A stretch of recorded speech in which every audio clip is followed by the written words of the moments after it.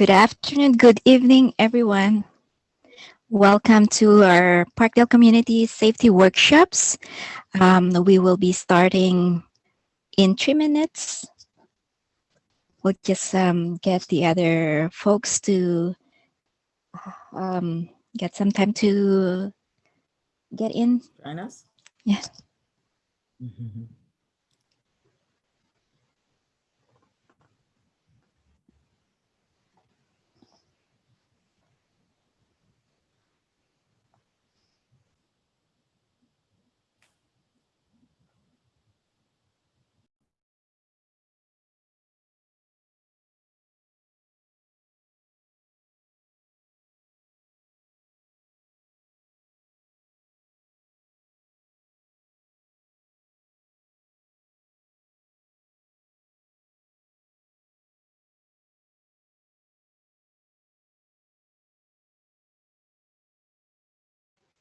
We have 2 more minutes for everyone to grab something to drink or a paper pen if you want to write something.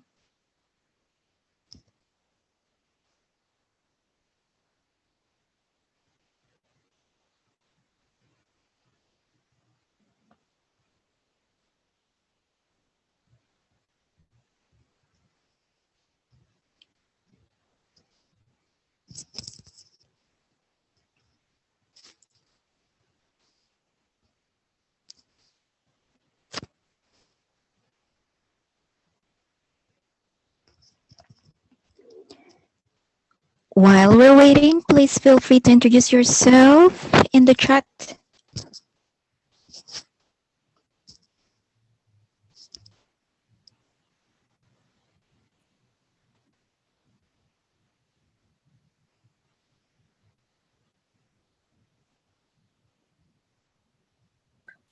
Hi, I'm Teresa. Hi, Teresa. How are you? Welcome. Okay, thank you.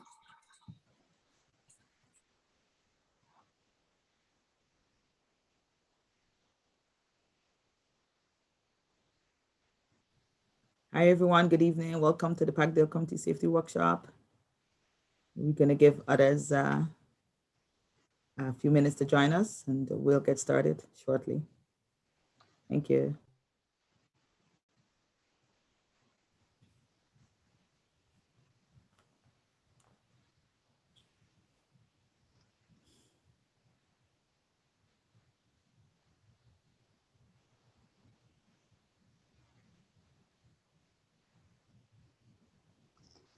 I think it's 6:05. We can start. Good afternoon, good evening, everyone. Today's safety workshop is community healing, facilitated by Mutual Aid Parkdale and Parkdale Women's Leadership Group. And our speaker for tonight will be Khalil Dorival. Zoom overview, mute and unmute yourself. Please remember to mute if you're not speaking. Take yourself on and off camera. Take yourself off camera if your Wi-Fi is unstable. In the participant tab, you can raise and lower your hand. You can also rename yourself, which is very helpful during group discussion. In the chat box tab, you can post comments and questions that will be raised during discussion. We will also post links here as well.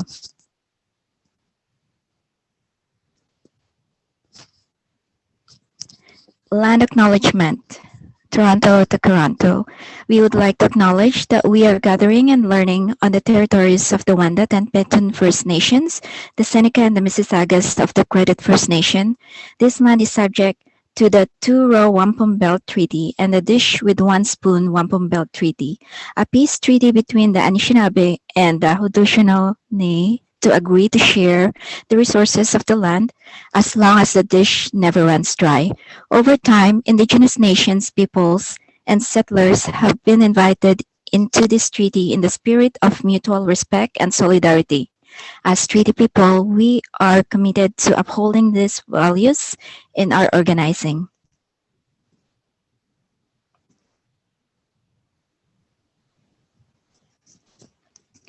Community Agreement Overview. Our group is dedicated to creating an inclusive environment for all. We will not tolerate harassment of any form. If you witness or experience harassment, please inform a member of the organizing team marked by a star beside their name. We will also be offering a breakout peer support space with a supportive listener, and that is Sri. I'm going to introduce Sri. Hello, everyone. My name is Sri. I go by she, her. Thank you so much for allowing me to be here with all of you. If things get difficult or you want just some breathing room or to step away from this main space, please send me a message. You can send me a direct message in the chat and we'll set up a breakout room and it would be an honor for me to sit with you. Thank you.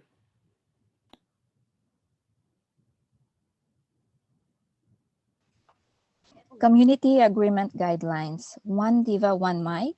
Make space, take space. Oops, ouch.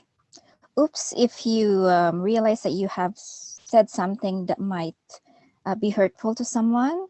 Ouch, if someone said something that hurts your feelings. Be mindful of time. No one knows everything, but together we know a lot. Awareness of power and privilege, patience and respect. Please note, session is already being recorded.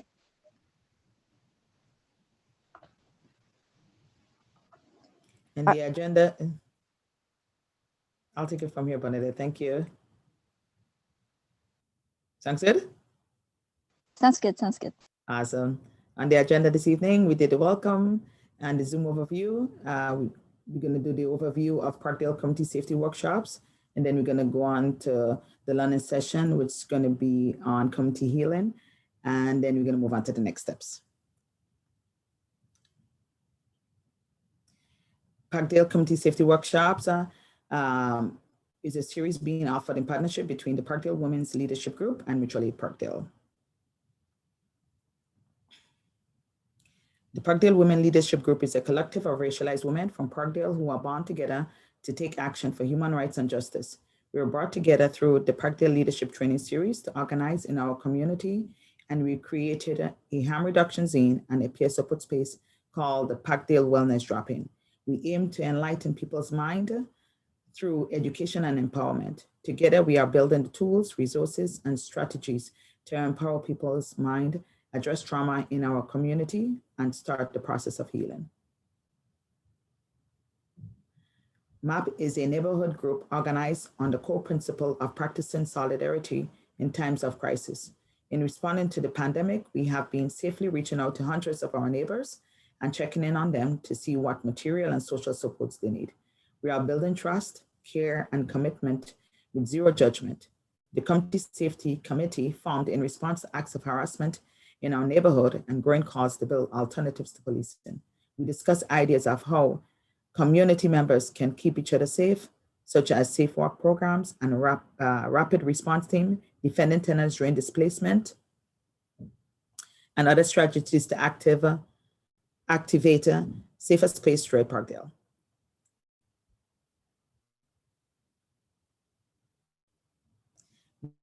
With the second wave of COVID-19 and a sustained movement for racial justice and defunding the police, we have been hearing growing calls from community members to scale up and offer new forms of care and support in moments of crisis that do not rely on the police.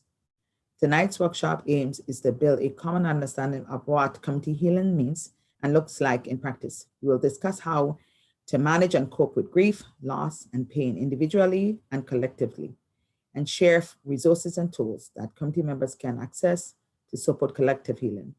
The workshop would also create a supportive space for people to share experiences and vision for healing. I'll turn it over to my colleague, Mercedes. Thank you so much, Berlin and Bernadette both for being the co-hosts tonight. Before we go into tonight's workshop, we just wanted to open this and be transparent that this was a very beautiful in many ways, but also a very difficult session to prepare for. We've gone through 2 months now of these amazing community safety workshops, but we did want to give the preface that tonight's workshop is going to be dealing with, of course, very difficult subjects, things like trauma, grief, and loss, and offering spaces for reflection as well in terms of, how these apply to what different events that have taken place in the neighborhood or in people's personal lives. And so we recognize that this is a very challenging subject and that it can unearth a lot of either, raw wounds that haven't yet been resolved or challenging feelings. And so we're going to try our best to get through this together. Once again, the core focus for tonight is on this question of healing. And so we really wanted to preface that with everyone that we're going through this together. But just again, to remind folks that there is the opportunity, if needed, to have a support space to work through any challenging feelings that might arise as we're going through this conversation. And most importantly, we're so lucky to be joined tonight by a fantastic facilitator and a local community leader, Khalil Dorival, who is also Bearland's son. And Khalil is the founder of Khalil Dorival Enterprise, KDE, which is an organization dedicated to addressing social and economic barriers that youth encounter through mental wellness workshops. He's a fantastic community leader. We once again can't thank him enough. And so Khalil, please feel free to unmute yourself and introduce yourself. Awesome. Good evening, everyone. Welcome. I want to thank you so much for that great introduction. Before I start, I want to thank Mutual Aid Parkdale and Parkdale's Women's Leadership Group for having me come here today. So what I'm going to do is I'm going to pull up and share my screen so we can get into our presentation.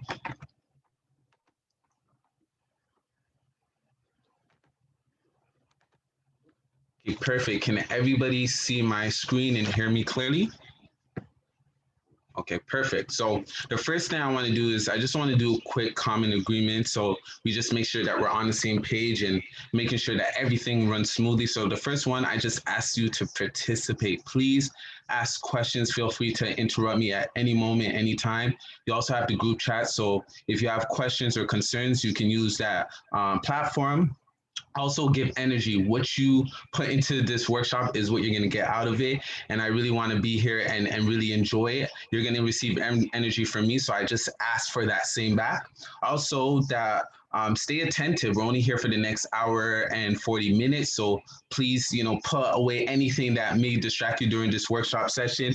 Also letting you know that this is a safe and brave space. So feel free to speak your mind, speak your thoughts, letting you know that you can interrupt and speak at any time. I really want to give people a voice.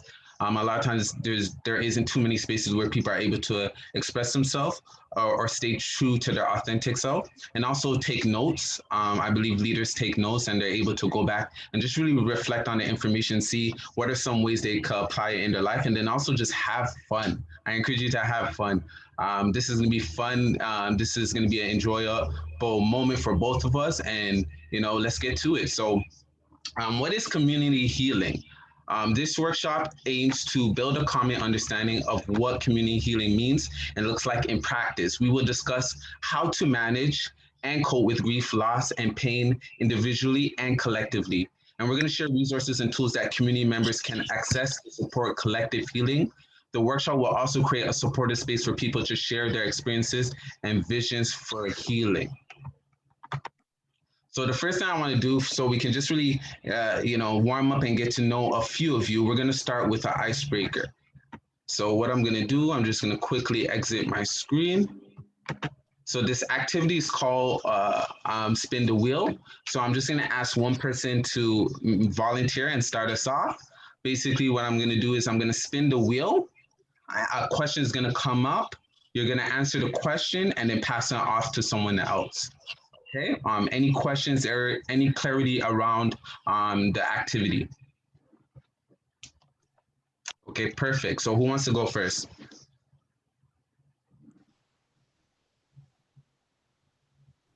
I'll go Okay, I'll first. go. Oh, okay. Great minds think alike, but Awesome. Who is that? That was I have the privilege, Bernadette. Bernadette? Okay, perfect. Okay. All Okay. right, I'm going to spin the wheel, Bernadette. Let's go. Let's do this. Okay.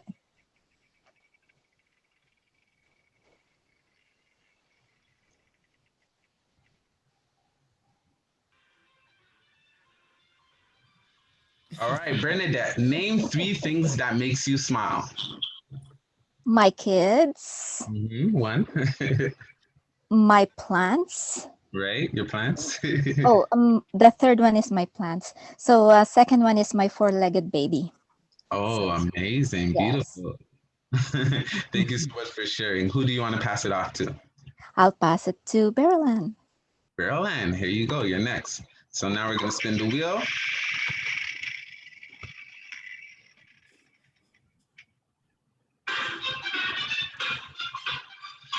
So Berlin, if you were a season, which would you be and why? Summertime. Summer? Summertime, because in the summertime you get to see more people and get to socialize more, especially Right. have picnics or barbecues. Sure, Thank you. get the opportunity to meet people. I'll pass it on to Shawnette. Awesome, Shauna. Yep, I'm here. You are the last one before we get into it. Oh, nice.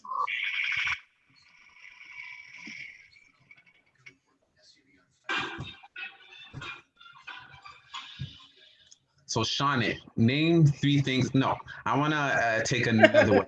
We had someone who answered No that problem. before.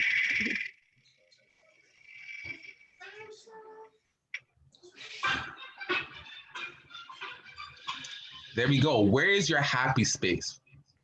Oh, Lord. The bedroom. Actually, honestly, my happy spaces, I remember I did this class and, we had to close our eyes and like we had to kind of venture into a different kind of world. So I guess when I do that, I'm in my own space. There's nobody there but me doing whatever it is that I want. Amazing. I'm not sure I have a name for that happy place, but yeah, lost in there. Like I just close my eyes and I get lost. I forget everything around me, and that's just my space. Your happy space is your mind, right? Yeah. It's visualization activity. So Yes. like, yo, I want to think about things that make me happy and make me feel good, which is a great thing. So thank you for sharing that. All right, awesome. So I think we did a little warm up and got to know a little bit about some of you. So what I want to do is I want us to get into our first activity. So I'm gonna pull up the whiteboard. And I want you guys to answer this question. What are common issues, concerns, or challenges that you notice in your community?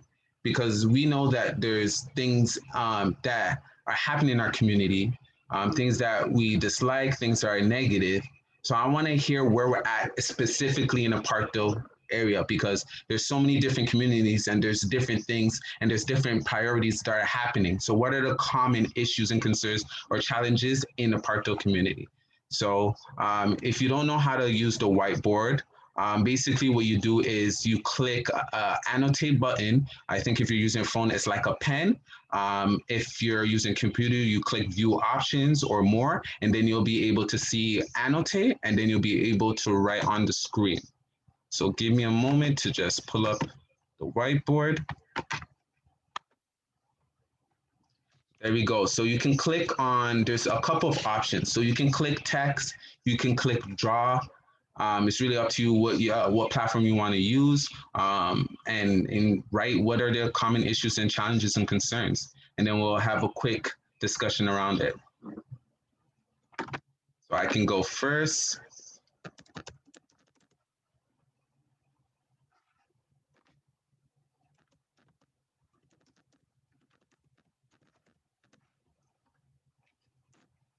But hopefully everybody can see my screen. I put gun violence, and then I want to hear other options. If you don't know how to use the whiteboard, I encourage you to use the group chat also, whatever feels comfortable.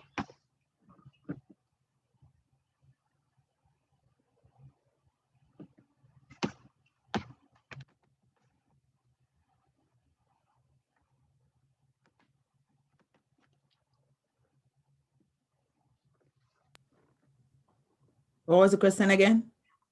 So what are common issues, challenges, and concerns that you notice in your community?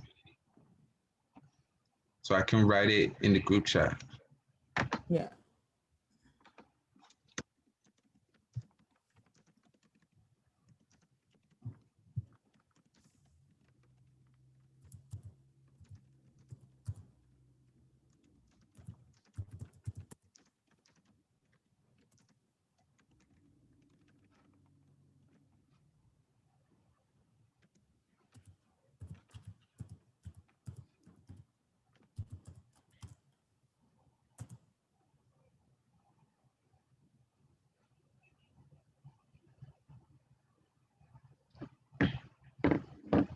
Seems like everybody's choosing the blue. No one knows how to change colors. It's all good.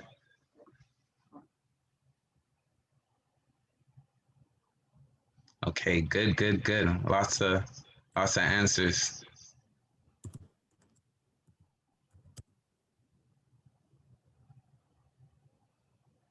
Give you 30 more seconds. You could put more than one answer if you would like, because we know there's so many that we can touch on. Definitely 100%.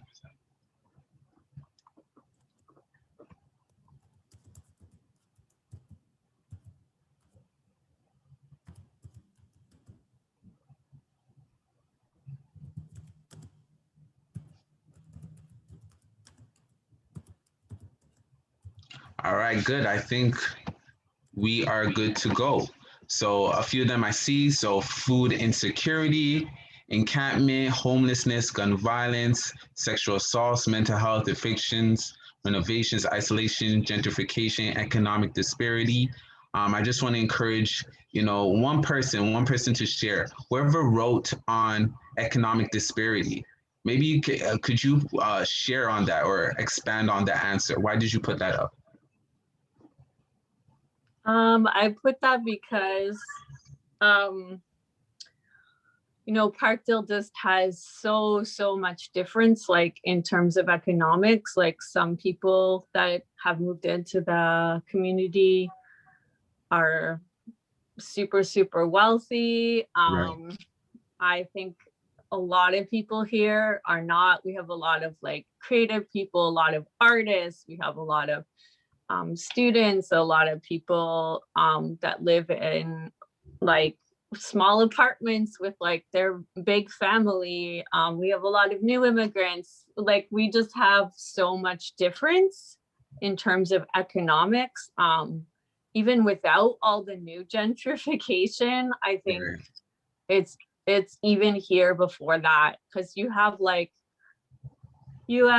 people that maybe don't necessarily like live on the street, but like are really struggling and like could be on the street at any time. They have trouble paying like month to month their rent, or they're buying food or something. Maybe they're relying on the food bank. And then you have people that own properties or like several places, and they have a cottage. I don't know, like, like people that are many would consider very wealthy. So that causes like that sort of difference, I think, makes our neighborhood very unique. 100%. Thank you so much for sharing that, Lee. One of the things that I noticed that you said there's disparity. So, if you go to like a street on Jameson, you'll notice that there's, various disparities when it comes to privilege and power and, different classism. And then if you go to like an area like Sorority, you'll see like, middle class, high class people, where you see people living in million dollar homes, right? So you see the difference where people living in nice homes, and then you see people who are living in apartment buildings, right? And I feel like Parkdale is a wonderful area. You have so many different types of people from different economic status that live in one area. So it's a great place where you can see, the beauty and the differences with so many different type of people in one place. So 100%. That's what I actually love about my specific street is like there's homes and then there's cooperatives and then there's apartments. It's like everything, right? On such a small area. And to me, that's like classic Parkdale. I live on Elm Grove, but you see that everywhere. Thanks. What I like to say, Parkdale is the best of all worlds. Okay, can we have one more person share? Maybe someone who put, I see someone put encampment. Who wants to share on that part? Why did they put that answer?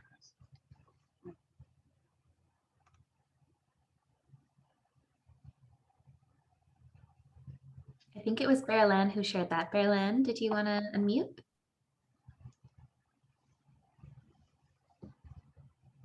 Bearlan, are you there?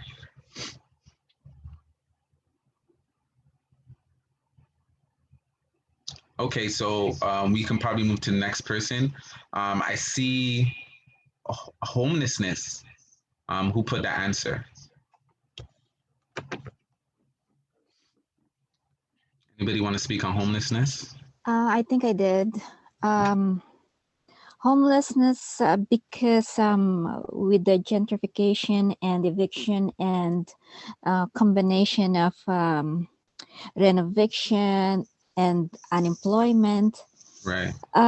So yes, I think added to the original encampments,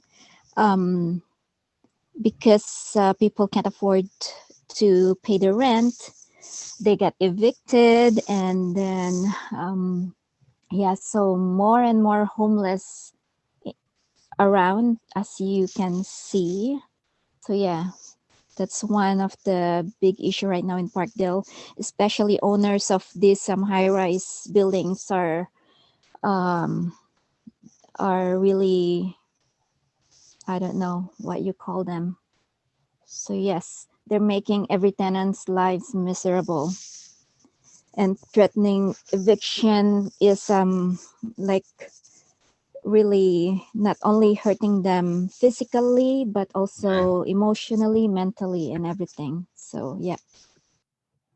Yes, definitely. There's, I think someone put in the group chat, slumlords. Yeah, when you think about it, there's so many people who are facing homelessness due to the fact like they lose their job, right? You know, we're in a pandemic. So many people lost their job.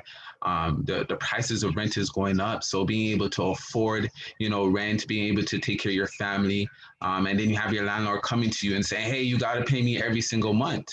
And, you know, a lot of times they don't have, you know, compassion and say, hey, you know, you are going through a hard time right now. And, you know, things are tight. So it feels like you're kind of alone. You're dealing with all these stressors. And then, you know, there's like, you know, a couple of chances before you could be homeless. So, and then what do you do when you're homeless? People really don't care. The supports is not really there. So, you know, we got to figure out ways how we can, you know, minimize, you know, us, you know, facing those barriers and those challenges. And the big reason is, you know, I feel like all these issues that we talked about and that we shared are a byproduct of poverty. You know, when you think about poverty as a whole, it encompasses all of these things. So now that we know there's so many common issues, concerns, and challenges that we all face, what are some of the solutions that we can put in place? And we're definitely going to talk about that later on in the workshop. So I want to thank everybody so much for sharing and participating. Okay, so I want to go into a few statistics. I'm really big on numbers. The reason why is because we could have put a picture on things. And one of the biggest issues that I notice in our community is so many people dealing with mental health challenges or mental illnesses. So there's this statistic that says 1 in 5 Canadians will have a mental illness in their lifetime. So if you go down the road and you look at 5 different people and you count them, at least one of them will have a mental illness in their lifetime. And I want you to keep in mind that there's a difference of mental health, right? Everybody has mental health. And then there's mental illness, which is a little more complex. For example, like PTSD, schizophrenia, anxiety, depression, they're a little more serious in dealing with. So I want you to be mindful that, you know, once you don't deal with your mental health, in the future, it can develop and become a mental illness. So a mental illness is a disruption in your mental well-being. And mental health is just your overall well-being. So I just wanted to put out the difference. So approximately 2.5 million Canadians adults over the age of 18 will experience a depressive disorder. So there's anxiety and depression, which is the two leading mental health illnesses that so many people suffer for. Another statistic is that stigma or discrimination attached to mental illness presents a serious barrier not only to diagnosis of treatment but also to acceptance to the community. So a lot of times when people professionals are dealing with people who have mental illnesses, right, there's discrimination. They don't really get the help or support or treatment that they need. And then also you have to think about the community. Imagine how the community treats you. You know, growing up, I looked at a person and I'll be like, yo, that person's crazy. And I don't understand, and I did not understand that person actually had a mental health challenge. So how do we change the narrative and conversations of people dealing with mental health challenges? And then also it says on any given week, 500,000 Canadians will not go to work due to mental illness. So what happens is that, you know, so many people are not taking care of themselves and, you know, they're unable to go to work. So that adds on a lot of another stressor on top of their plate. And if you can't work, guess what? You can't pay your bills. And if you can't pay your bills, the quality of life that you live is not going to be the way you want it to be. So it's important that we understand what people are going through, what people are dealing with, and how mental health plays a big part on an everyday life. Any questions? Anybody want to add to that? Okay, cool. So I want to do a quick activity. So what comes to mind when you hear the word community? I just want to hear from some of you. You can write in the group chat what comes to mind, one word that comes to mind when you hear the word community. You can unmute your mic and say it also, but I want to hear some of your answers. Because we talk about community all the time. We're like, okay, we live in a community. Go ahead. I think someone was speaking. Yeah, I was going to say, I think of people. People. Awesome. And Jen Hicks says belonging. Lee said map, people, empathy, 100%. Any other answers? Kindness. People are kind in a community for sure. Sharing. We'll take one more. Love. Definitely. Love is the answer. What comes to mind when you hear the word healing? You drop it in the group chat. It seems like it's more effective. So drop it in the group chat. Healing, safety. Thank you, Rachel.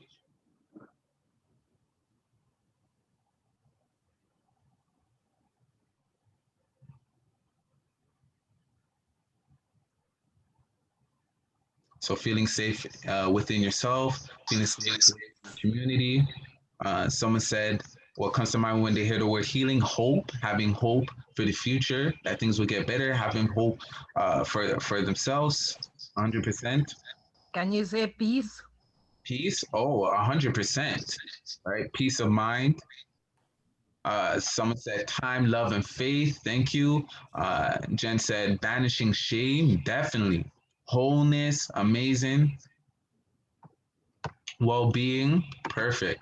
Okay, so what is a possible definition when you put them both together? So we shared a lot of answers on community. We shared a lot of answers on healing. So what is a possible definition? So I'll give you a little moment to think about that. I think of one word come to mind, whole. Whole, 100%. Wholeness. I think of connection. Connection.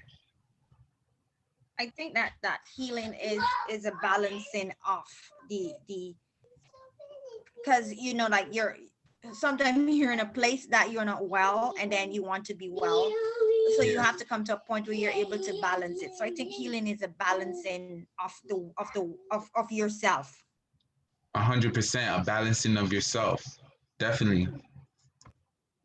Anybody want to expand? I'm looking for more statements. What's a possible definition when you put the both together? So definitely, example of that, Jen said, helping each other feel seen and heard.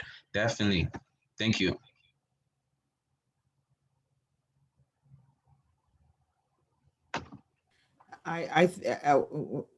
What comes to mind is treating each other with respect and dignity. Treating each other with respect and dignity, definitely. Despite the circumstances. 100%. And we have someone said working together for change and no judgment.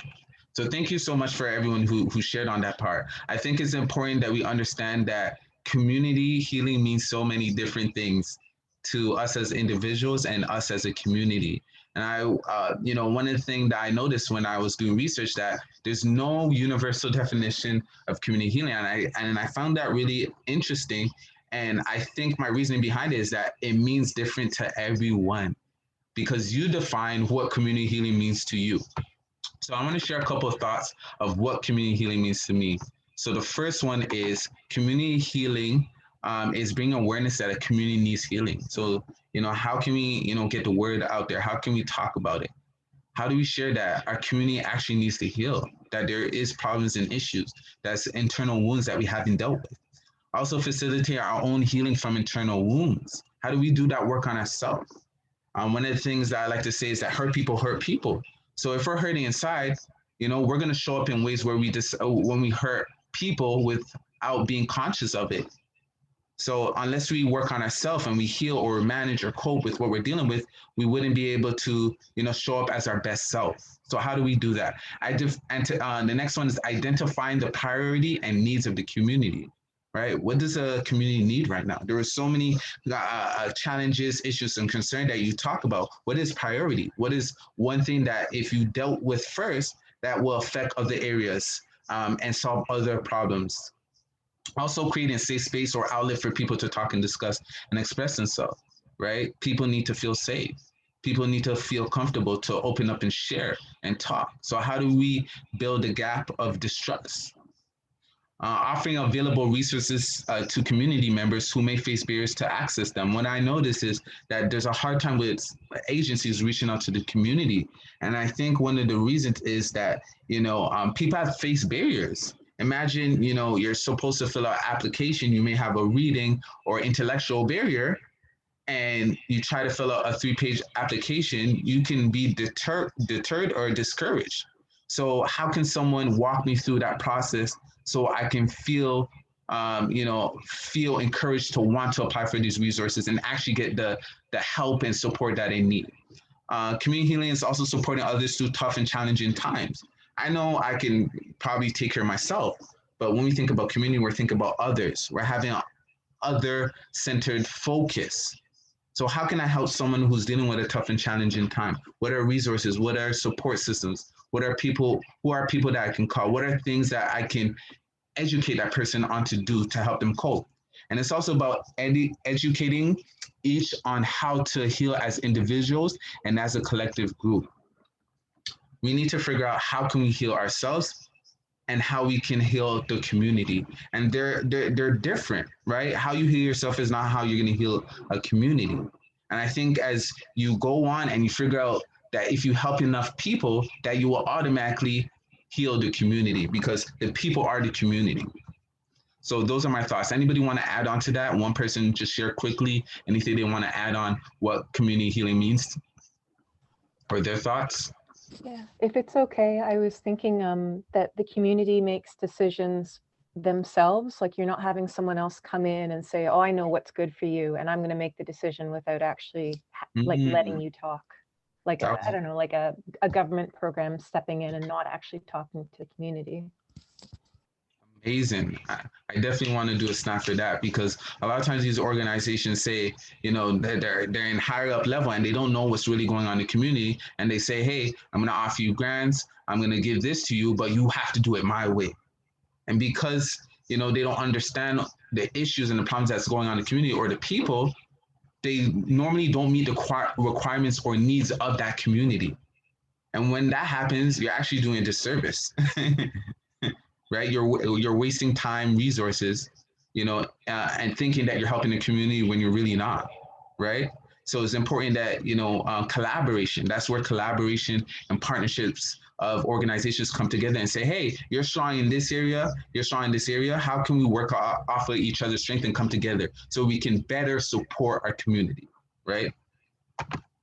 So I want someone to read this quote. I love quotes. Quotes usually inspire me. They make me feel good, and they have a lot of lessons to it. So I want to see if this quote resonates with anybody. So I just asked a quick volunteer to who would love to read out this quote. You can just unmute your mic and read it out. Okay, perfect. Go ahead. I read. In every community, there is work to be done. In every nation, there are wounds to heal. In every heart, there is the power to do it. Amazing, powerful. Does this quote resonate with anybody? Do you agree? Do you disagree with it? Yeah, I agree. Hmm. Why? Still need, still there is work to be done. Still, there's injustice. We still need to make change in this world as is as of today because I mean, we still have that ongoing struggle of fighting for change. 100%. Anyone wants to add to that or share or echo? Yeah, I know I could share, I know a lot of groups and agencies, they're fighting for equal rights and justice for all. 100%. So it's a constant, work that we have to do. It doesn't start with one program. It doesn't start with one service. It doesn't start with, one thing. It's usually multiple things that we do that really helps a community on a collective, right? So there's always work to be done and we can't stop, right? As long as there's issues and concerns and injustices and racism and oppressions and prejudice, and stereotypes and discrimination in the community, there is work that needs to be done because this affects us all. So what I want us to do is I want us to have a group discussion, and this is based on community and things that that I really want us to reflect and think about. And discuss as a group and share what our ideas on these subjects, right? I talked about that I love facilitating conversations because I really believe that you're never too old to learn and you're never too young to teach. We all can learn from each other and everyone brings different backgrounds and experiences to the table. And all of us have a voice and a story to share. So the first question is, what are some examples of trauma that has been experienced on a community scale? The second one is, how does this impact the community? And the third question is, how can community members support one another with individual and collectively healing? So I want us, to really think about it, and maybe you can share on, one of them. So maybe someone can answer the first question, then we can have a second person who can answer this, the second one, and then a third person can answer the third one. So the first one is, what are some examples of trauma that has been experienced on a community scale? I could go first. When I recently, maybe about a month or so ago, we had a blackout in some of the buildings in Parkdale, right. And I live on Dunn, and my kids and I were walking up the street, and 245 Dunn, 250 Dunn, there's blackout. And I think, when I think of the elderly people who live in some of the buildings trying to probably navigate in their apartment in darkness, I can't imagine what they probably were experiencing. My heart just hurt for these people, especially the elderly. So 100%. Thank you for sharing that. Anyone wants to answer the second question? How does this impact the community? Or maybe Beryl, you can continue answering the other questions because I feel like they all tie into one. Well, I'm sure, even families, like for instance, I have a friend who live in one of the buildings in Parkdale also, and there was no power there, and people, were stuck in, some people were stuck in the lobby, so some people, had children. I couldn't imagine, the suffering they probably experienced that night, not having power in your building. It's like walking around in darkness. So I'm sure it probably, it was disheartening for me to imagine what these families were experiencing. 100%. Like many people were probably scared. They were afraid. They were concerned. And it was a very traumatic experience for everyone, especially like elderly. Like, you don't know what's going on. And sometimes you don't even have the ability, the physical ability to help yourself. So somebody has to kind of come and check up on you and say, hey, do you need help? Do you need support? Are you okay? 100%. 100%. That's definitely a traumatic experience. Or even some people who had children, you know, Mm. who have children, you know, trying to explain that to your children. I'm sure it probably wasn't easy also, because, you know, usually the kids are used to light, and all of a sudden there's no light in the building. You know, I know some, you know, one of the residents, you know, I'm truly grateful. We have mutual aid Parkdale. We have started it. And Right. one of the members reached out to us, and we were able to, you know, offer, you know, emotional support. So I'm Exactly. truly grateful that, you know, we have that, you know, we have what we have in our community. But I can't imagine some people who don't have that mutual aid network in their community where they could reach out for that emotional support. Some people live alone. They don't have any, they don't have other family members, you know, close by or in their community. So. Mm. Well, what I like that you touched on is that, you know, not many people have the resources or they don't have the support system. So when you go through this traumatic event, like how do you, you know, cope or manage with it, right? If that's definitely not there, a lot of times we're just taught, okay, you went through this situation, just move on, get over it. And there's effects that comes with it when you decide, okay, I'm going to suppress my feelings and I'm just going to move on and focus on the next thing instead of, you know, how can I, you know, really deal with this traumatic experience? What supports, what professional help can I get? And especially with parents, like how do you explain that to your children? I think someone is writing something in the group chat. Okay, so Jen sent gun violence. Okay. And then the last question, Beryl, how can community members support one another with individually and collectively healing?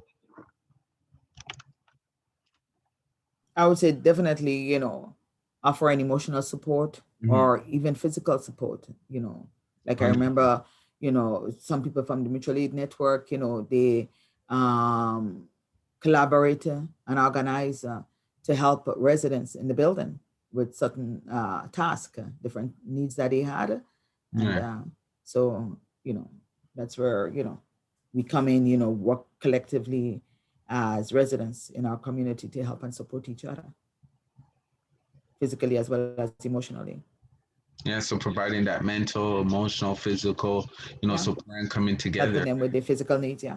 Exactly. Yeah. So it's what is the best way to support them, right, during that time. And I think, you know, we can do it as individuals, but I feel like it's a lot easier when you say, hey, I'm going to reach out to other community resources. Who are people who may have the expertise that I may not have that can come into the situation and help this person? And how could I bridge the gap of, you know, helping, walking them through those services? Because a lot of times they don't know, right? They don't know what you know, right? Or they don't feel comfortable, or they don't know what's best for them. And I feel like a great way is, you know, having that conversation, like, how can I best support you in this situation? Never saying, okay, I think you need this, but how can I best support you in that situation?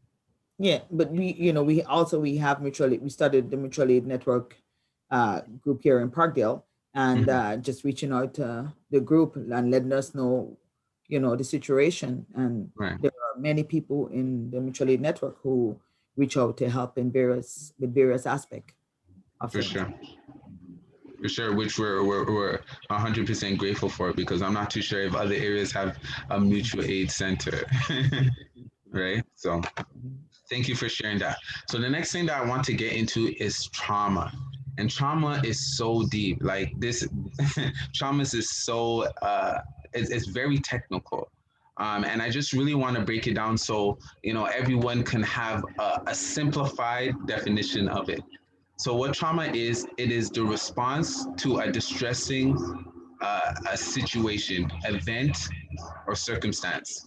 So it's when you go through a negative experience and you're at the height of stress. So trauma, in other words, it is overwhelmed stress. It's heightened stress. So whenever you face a traumatic experience, you go, there's a response that happens to you. So you go through a mental state of hyperarousal.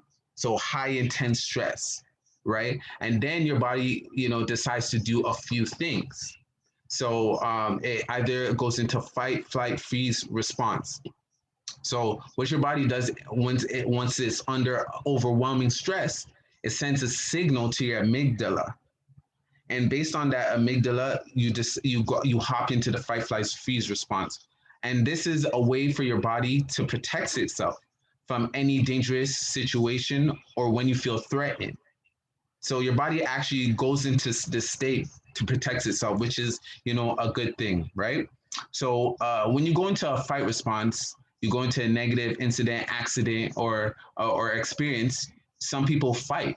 So this looks like symptoms of crying, hands and fists, tight jaw, glaring, high pitched voice. They feel that burning sensation in the stomach. They're ready to knuckle up, put their hands up ready, to protect themselves. Some people go into a flight response where they feel that anxious feeling. They feel anxiety. They have shallow breathing. Their legs move constantly. They're very tense and stiff. They're in a mindset of, okay, I gotta boogie, I gotta go. And sometimes there's excessive pacing, a lot of movement.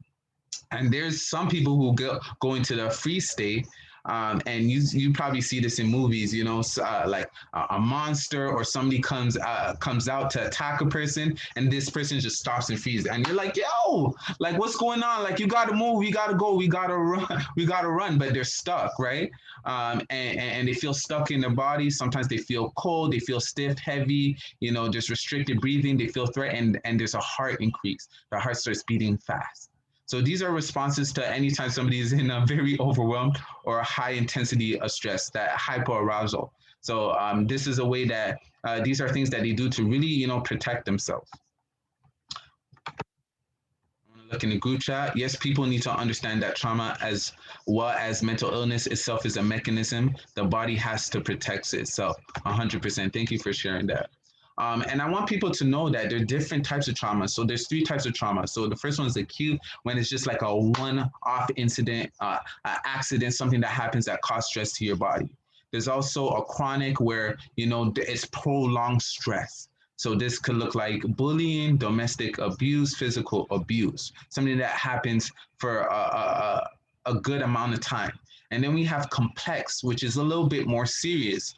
And this affects you from adolescent. Usually this happens like you grow up, you maybe you're physically, mentally, or emotionally abused. Then you go to school, you face microaggressions, you maybe go a job, you feel racism, maybe you come from a broken home, so your parents are divorced, so you go through traumatic experience there, and it's a little more complex. And if you don't deal with that, it shows up in many ways. It can show up in anger, violence, and many symptoms that we may not be aware of. So when you go through when you face trauma, there's symptoms that are attached to it, right?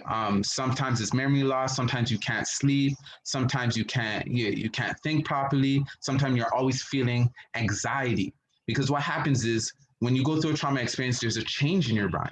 There's a psychological change. You're like, if you look at your brain, there is a change in your brain.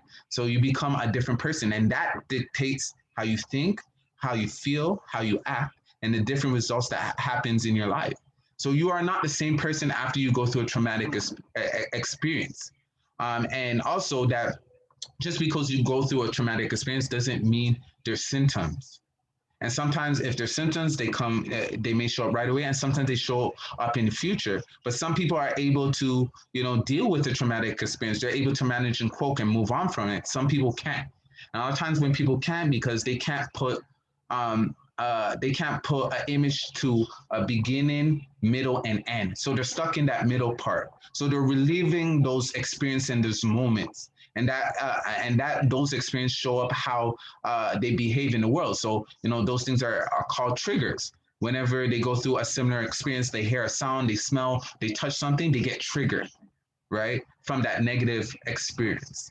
And you can overcome your trauma. I want to let people know that you can literally overcome, you can deal with it, you can manage, you can cope with it. You don't have to be, letting it dictate how you feel and the things that you do. Any questions about trauma? Because it's very complex, and I just really want to simplify it for you because it can really get deep. Okay. Can we just talk about a few ways that we can overcome our trauma so people have some hope. 100%. So we're gonna get that. We're gonna get into that later on in the workshop when I share some of those coping tips. So I just want to read the group chat quickly. Mercedes said, "Fawn is another response that could be added to the fight, fight, freeze response, avoiding conflict by appeasing people and not maintaining healthy boundaries." 100%. Thank you for sharing that. Jen said, "Trauma can have chemical effect too. A lot of stress hormone, cortisol, can get dumped into your system. So it does have physical effects to your body. So it's not just psychological. Once you experience trauma, good neighbor would not want to neighbor go through what you've gone through, right? So people care, they don't want you to experience that. Also, I want to let you know an interesting fact that trauma is generational, is intergenerational. It can be passed on. Right? A lot of symptoms that you're probably dealing with, it could be a trauma that you have faced, you know, from the past, from racism, from your grandma. and it can get passed on to your kids, especially when we don't deal with it. And a lot of times we don't understand, you know, the traumas that we have because they're not always physical, they're not always external. I know for me, a great example is that, you know, I've went through bullying. So how I show up when dealing with people is different. Sometimes I feel triggered when speaking with people or talking with people or dealing with people. And unconsciously, I don't know it. So I could be setting up boundaries and barriers with people and say, hey, I don't want you to get close to me because I'm afraid that you might hurt me. So I'm protecting myself. I feel anxiety. And when you feel anxiety, your body's saying, hey, there's an alert. I want you to protect yourself. You might be threatened or you might be in danger. Okay, so I wanna ask for one volunteer to be on a hot seat quickly. And it's an activity called How Would You Respond? So I'm just gonna give you a bunch of scenarios. There's gonna be 3 of them. And hopefully you're comfortable sharing and you won't be triggered by these questions. So the first one is, if a cop pulled you over, would you fight, flight, or freeze? If a dangerous pit bull starts to run towards you, would you fight, flight, or freeze? And lastly, if a group of people try to rob you, would you fight, flight, or freeze? And for me, I personally dealt with, you know, all these situations. I've been through all these scenarios. So I understand, you know, what I would do. So who wants to volunteer?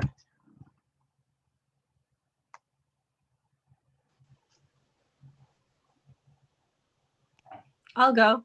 Okay. It's Lee. Okay, so a cop pulled me over. This happened to me recently, and I just cried. It worked. It worked. I was speeding. I didn't get a speeding ticket. Right. The dangerous pit bull starts to run toward me. I would want to run, but I know that I'm really bad at that. So like, I know that in traumatic situations, I don't run. Right. So I'm gonna say, I probably try to shut a gate, or I like just stand there, or I like ready myself to like take him on or something. And so then you will go into the fight. You will go into probably the fight mode. Like, yo, I know I can't run for you, but I'm gonna try and fight you. Or sometimes I just freeze. I don't know what to do. And then a group of people tried to rob me. Okay, this happened to me too. And I just like, I did kind of get into fight mode because I was like, these are just kids and like they should be in school. I'm a teacher. I also teach. So I was like, you should be in school. Like I was like, I'm gonna try to like prevent this from happening kind of thing. That was crazy. I mean, brave or like crazy, I don't know, somewhere in there, but that's how I reacted in that moment. Cause I like read them and I was like, oh, they're just testing me. Right.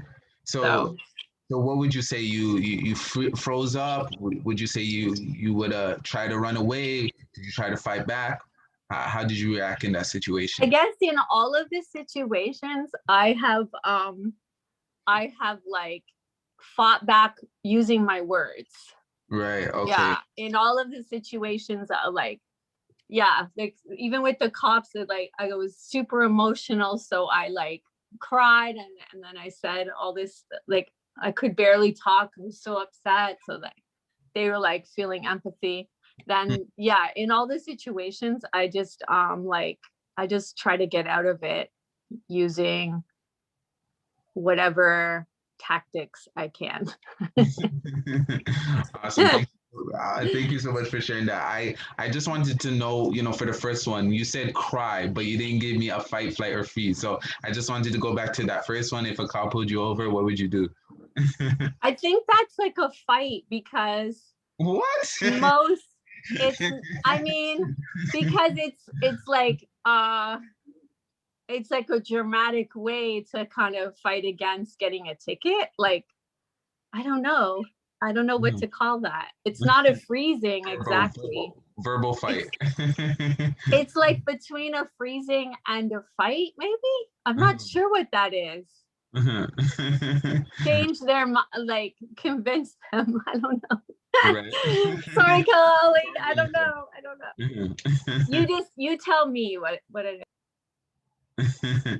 I think, how do you feel? What are some of the symptoms when you feel like, you see the ringer of the cop and it pulls you over? Like, what feeling do you normally feel inside?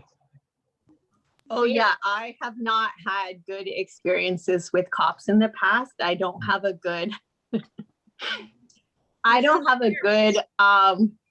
relationship there in general. So I feel scared. Right. And I feel some trauma come up again. 100%. Some like bad memories. I feel like I've been manipulated by cops and stuff. So it's pretty bad. Definitely. So I'll So you probably say freeze, Lee? Lee, would you say freeze when you see them? I would probably say freeze. Because if it was sure, like, yeah, I could say that. You'll definitely be like, okay, I'm gonna, drive my car away. There's gonna be a little police car chase. And if it was like fight, the car and be like, yeah, what are you talking about? I didn't do this. So I think it's more of the freeze. Yeah. Okay, I got you. Yeah, because I would never consider like putting the pedal down on the gas or anything because I'm scared. Yeah, I think you're right. 100%. I just want to put a reminder out there. If you're feeling triggered by this workshop at any moment, please let us know. You can definitely message one of the counselors. Maybe you can put like a hand up in the group chat, or just put a name attached to you so people know who they can reach out and speak to if they're feeling triggered at any moment in the workshop. Okay, awesome. Thank you so much, Lee, for sharing that. So the next activity that we're going to do is we're going to watch a video on vicarious trauma. We're going to definitely have a conversation around it after, so I don't want to share too much about it. But I want to say that, vicarious trauma is a serious thing that we need to be mindful of. A lot of times, we don't think about when we're going out to do work with people, how, people's trauma can affect us, and that there is consequences when dealing with it. And if we don't take the opportunity to, really recharge and reset ourselves before we continue to do the work, that there is, there is consequences that can affect us in a negative way, mentally or physically. So I want us to really be mindful and really listen to the video. Please take notes if you can. And then we're just gonna have a quick conversation or discussion based on vicarious trauma. Because, chances are, if you're a frontline worker, you're a staff employee, and you're dealing with people who face a lot of barriers and challenges, that you are probably going to face vicarious trauma. So I'm going to play the video. I'm going to try and optimize the sound to make sure that everybody can hear. If we cannot hear, what's going to happen is I'm going to send a video in a group chat. We're going to take 4 minutes to watch the video, and then we're going to come back and have a quick conversation. Is that okay with everybody?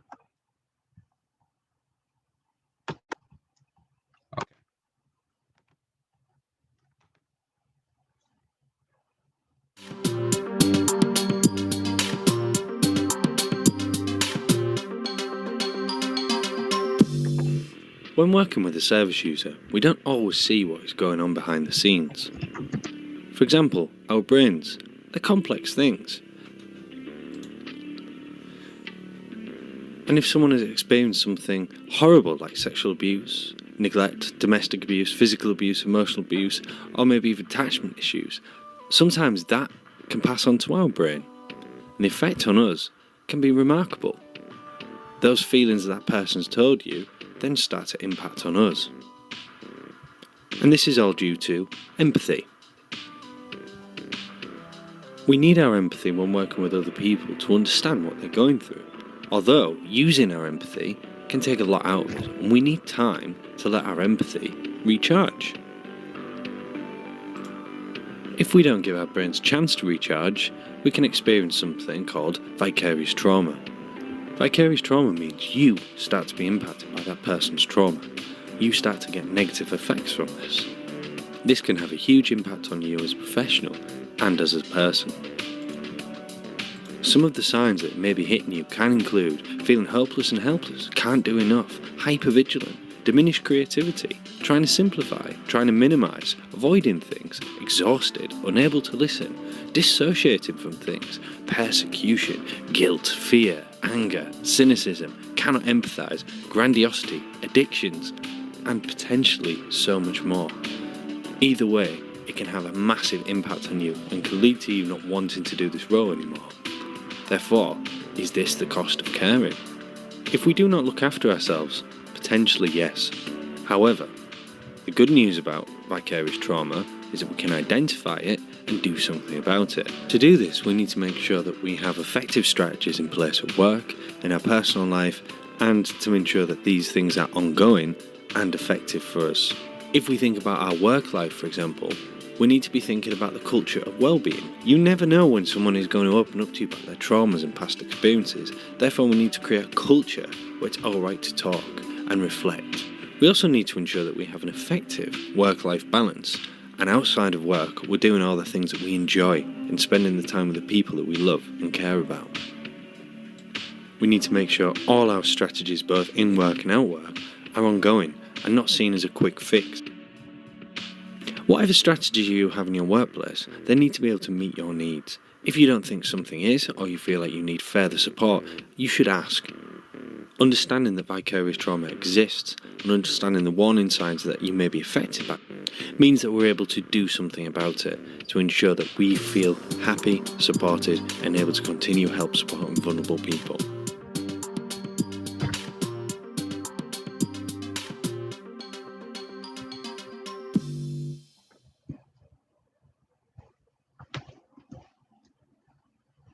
Okay, perfect. Awesome. So everyone heard, everybody was able to watch the video. What are your thoughts? Any takeaways, anything that you found interesting when it comes to, watching this video on vicarious trauma? Any takeaways? For me, I was thinking about the professional context when I worked at a shelter, and I was thinking, no, like I'm prepared for this stuff and whatnot, but I got a surprise call on our hotline, and this was a shelter for domestic violence, but I got a call from someone that was suicidal. Wow. I wasn't trained on it. I mean, thankfully my supervisor was able to take the call, but that was just a really unexpected trigger for me. So like if I know someone's going to talk about a heavy subject, I can prepare for that. If it just gets surprise, then I really can't very well. So I just had to ignore it, push it down until I could talk to my supervisor later on. Definitely. Thank you for sharing that. It's definitely not easy when it's a surprise. And a lot of times when people are dealing with people who will face trauma, because they love and care about that person so much, they take on those person's traumas. And it shows up in their work and in the things that they do, right? You think about it, a person who's working with, 30 people, imagine all the trauma, all the baggage from all those people coming onto you, and you carry it with it in your personal and work life. A lot of times people look at vicarious trauma as burnout because they have very similar symptoms. Like, they show up in the same way. but vicarious trauma is other people's traumas, and there's a lot of physical, emotional, effects that can come from it if you don't deal with it. And what I love about this video, it talks about recharge, recharging. And then it goes further into like some of the ways that you can recharge, which is making sure that your workplace has a culture of practicing mental wellness. So it's important that we understand that we have to step back from our work and our situation and make sure that, yes, we work hard, but we have to enjoy our life and put separation and set up boundaries so we can protect ourselves, instead of just keep going and keep pushing and keep helping. Because, eventually you get to the point where, you care so much that you don't even want to do the work anymore. Any other thoughts on the video?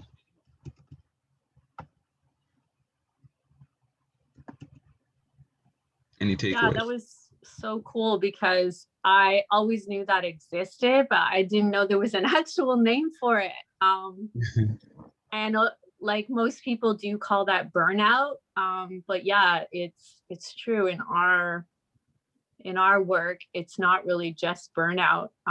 It's so emotional. And I think so many people are going through this in the pandemic right now because like they don't have those resources they normally do to like enjoy life, like spending time with their loved ones and everything, so without those, it's like super hard for people to cope right now. 100%. I think one of the biggest challenges is the work and life balance, especially when you're home. There's no separation. Like before, we used to, be able to go into our office in person, and do a work and leave, and then we're back home where we're in like our safe space or our place where we can, spend time with loved ones and do the things that we enjoy. But now everything is in one, and a lot of times people don't know how to make that separation. So I think it's important that, a lot of organizations or companies are talking about this, because it's really a pressing issue. I want to read the group chat quickly. Mercedes says this translates to organizing spaces as well as workspaces, especially thinking of the folks supporting mutual aid efforts. 100%. Thank you for sharing that.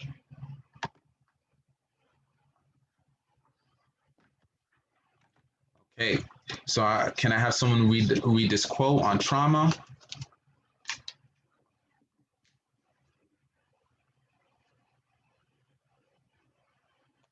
I'll go. Thank you. Always remember, trauma creates change. You don't choose. Healing is about creating the change you do choose. By Michelle Rosenthal. Amazing. What did you get from that?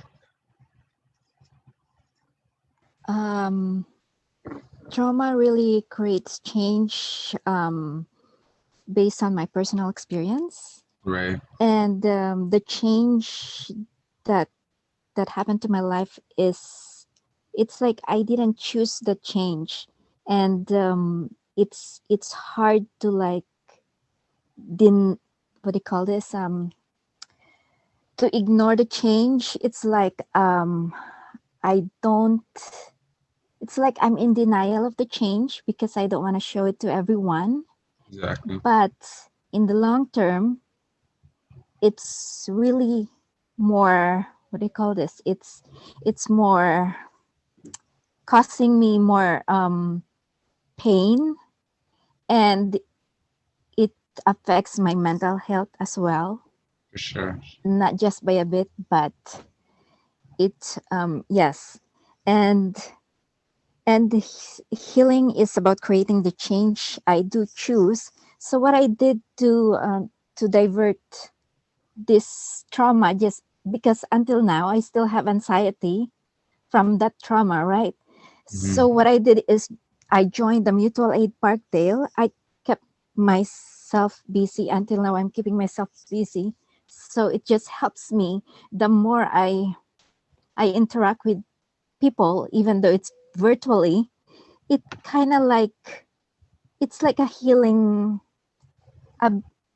It heals me in a way. So it makes me more stronger rather than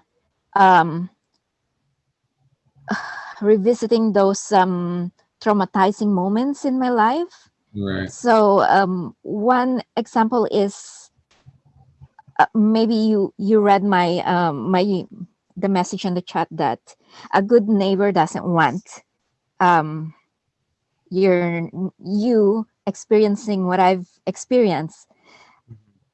So what I'm doing is like I'm advocating for the tenants in my building. I'm also advocating for other tenants from different high-rise buildings, from their vicious and evil landlords. So that's what I'm doing right now. It's like it's the way I'm trying to heal myself. Yes. Because before I don't share anything, right? I just kept it to myself. Maybe I did share to my doctor, and my doctor said to maybe you should share it to your husband because it's too much for you to handle. And my response is, I'd rather have a parent to my kids that is not mentally compromised to be Right. able to take care of them. So I just, you know, I just handle everything myself. And so helping my neighbors right now is giving me voice to like the voice that I couldn't have, that I didn't have before for myself. So I'm their voice right now to like help them with their tenancy issues too. So I think that's how I incorporate this quote. Yeah, and that's how you cope. I love how you took your trauma and you used it a way to cause a change that you want to see. And a lot of times our traumas encourage the work that we do because we have empathy and compassion for people. We don't want them to experience those same things. So it's great that you use trauma and look at it in a positive way and in a different light where you can, help support people. So when they do face trauma, that, there is help, there is support, there's things that they can do to cope in a healthy way. So thank you so much for sharing that. We're just going to quickly move on due to the fact we don't have too much time, and I want to make sure that we're getting through everything. So I'm just going to quickly share on Warden's 4 tasks of mourning. So we are going to go through grief, right? Grief is whenever is your response, your body's response when you're dealing with a loss, when there's a pain, when there's a hurt inside. Your body grieves so it can cope with that pain. And a lot of times, what I notice in our community is that we don't heal in a positive way. We don't mourn. We don't grieve in a positive way. Sometimes it looks like us abusing substances. Sometimes it looks like us, harming ourselves by the way we speak, the things that we do. Sometimes it looks like us causing harm to a community. Sometimes it's us, committing, criminal activities. It can show up in so many ways, right? Because we're trying to escape from that pain that we're currently dealing with. So how do we mourn in a healthy way? Because, we all lose something. And a lot of times when we think about grief, we think about when someone passes away, right? But you grieve and you mourn whenever you lose anything. Like if you were to lose your phone, you're probably gonna grieve because you're like, yo, all my pictures, in there, all those memories, all those things, right? It's gonna be stressful to get a new phone, right? It's gonna cost money to get a new phone. So it's not only under the umbrella of when you lose someone, but we grieve whenever there's a loss. So the first thing to do that Warden said is to accept the reality of loss. Accepting that, there is a loss and that it's okay, right? We all lose something, at one point in time in our life. And that if you lost something, that is actually true, that has happened. Also to process the pain of grief, like feeling the pain, embracing the pain, and understand that it's okay to not be okay. I think a lot of times we're like, okay, I gotta be this tough person. I gotta be the strong person. I gotta survive. I gotta move on. And, we don't have to operate at that because we're actually doing more damage than actually, helping and serving ourselves. So to process the pain of grief and understanding that it's a journey, going through the motions of it, Also to adjust to a world without the disease. What are some of the things you can do? You know, sometimes, you know, some people, they clean their whole house. They throw away stuff. You know, some people, they keep things that are really personal. Sometimes they deal with finances. Sometimes they're like, okay, I got to do things for the kid now. So being able to adjust to a world that, you know, there's a change. And if there's a change, I have to do things differently to help myself and help the people around me. And also the last one is to find an enduring connection with the deceased in the midst of embarking on a new life. So what is that thing that you can connect to that reminds you of them, that can help you understand that, you know, they're still a part of you, that you love them, that you care about them, but they're still with you. And understand that you are going to live a different life. You're going to move on from that thing. That life is all about progress and moving forward. And it's easier said than done, but it's possible. And that's what I want to put out the message. It's possible to mourn, to grief in a healthy way. And that we all have to take the time to understand it and, you know, to work on ourselves and to choose to do things in a healthy way. It's a choice, right? So I'm gonna look at the group chat. Is there anything that, you know, people want to share? So Lee said, yes, my neighbor is mourning the loss of his girlfriend and he's angry that she didn't accept medical intervention for cancer, right? That's a very tough situation, right? Because he really believed that there's, you know, there could be a change. She could have got the support. She couldn't get the help that she needed and she chose not to, right? And sometimes people could feel like, okay, I'm the problem. It's my fault. I could have done something. But sometimes you can't. Things are out of your control. Life is 10% of what happens to you and 90% how you respond. So it's just accepting that, you know, life has changed and that, you know, that it's time to heal and get the help and support that you need through that tough time. Any questions on grief or mourning or loss? I didn't want to get too much into it because it could be very sensitive to many people. And you know, just letting people know that they grieve in different ways, in many ways. And just because, yeah, go ahead. I don't think a lot of black people. I don't think That's so a cute. lot of black people take the time to grieve. And of course, that is because of all the systemic barriers that we face. So something might happen. You might lose someone. You may have some traumatic experience, and we are just always on the move because being on the move, it stops us. That's a way of us dealing with pain. So a lot of us don't grieve, right? And that is how we just continue to just be in that state of flight. And you see what this baby, this toddler, is fighting me for the computer. Stop it. Let me pause a minute. Fight or freeze. Yes. So yeah, we don't take the time to heal and to grieve, and we just continue like going, and that's how we have continuous trauma in our lives. So even if someone is trying to reach out to help us, we're always on the go, so we are not able to stop and really see that person trying to help us. Yeah, definitely. A lot of times we're not, and I'm talking from personal experience, so yeah. Thank you for sharing that. A lot of times we don't have the time or the moment to actually feel what's going on. We're just on go mode. And like we have to, like, when we think about our circumstances, like we got to keep working, we got to take care of the kids, we got to do this, we got to do that. So there's no moment to say, okay, let me step away. Maybe I have, you know, some savings. Maybe I have a support system. I can step back and really take time to do some of these things. A lot of times we don't have the privilege to do so. But sometimes too, Khalil, we lack knowledge on how to go about the process of healing.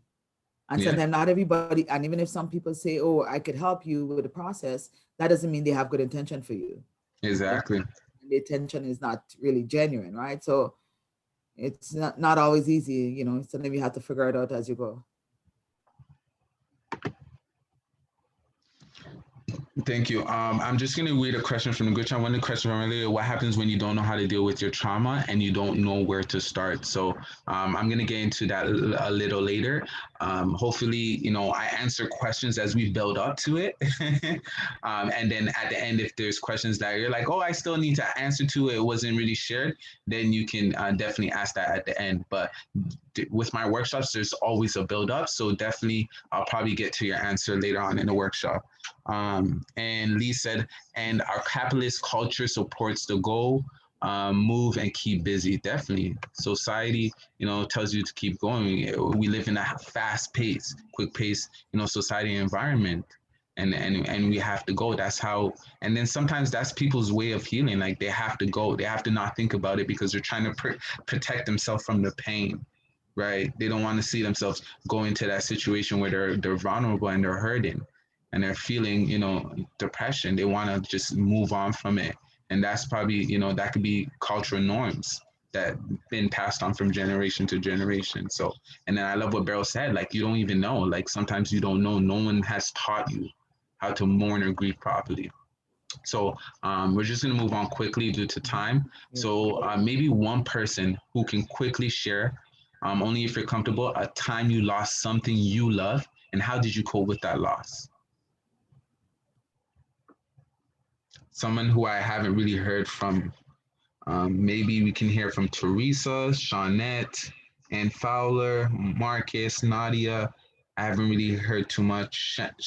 Shan, you know, Eleanor. I want to hear from someone else, someone new.